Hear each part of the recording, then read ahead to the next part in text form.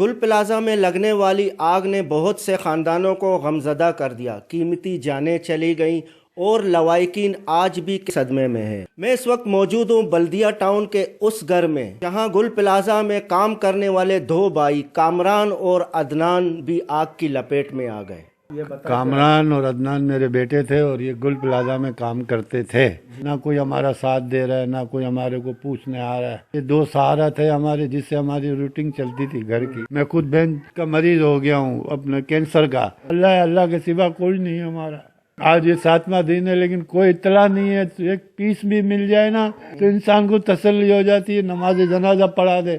Appeal یہ کرتے ہیں کہ ہماری مدد کرو، ہماری بچوں کی لاشیں دے دو۔ ہم نے ڈی این کرایا اس سے خون ملانے کے لیے، ہمارے بچوں کو کچھ نہ کچھ تو دے دو۔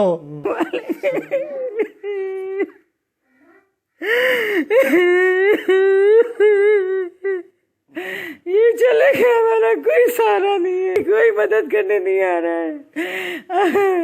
ہمیں انصاف چاہیے، انصاف، ہم کو مدد چاہیے۔ ہمارے پاس کچھ نہیں ہے، اللہ کا نام ہے۔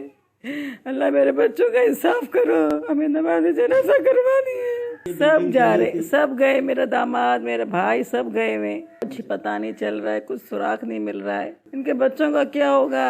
یہ ہمارے اوپر چھوڑ کے چلے گئے۔ ہماری کتنی زندگی ہے۔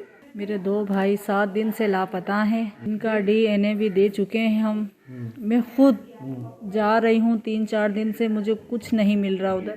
نہ انتظامیہ ساتھ دے رہی ہے، نہ گورنمنٹ ساتھ دے رہی ہے، نہ وزیر اعلیٰ کی کوئی سفارش ہے یا کوئی ہماری ہیلپ کر رہا ہے۔ ہمیں حوصلہ افزائی تو دی جائے کہ ہم ان کی تدفین کر لیں۔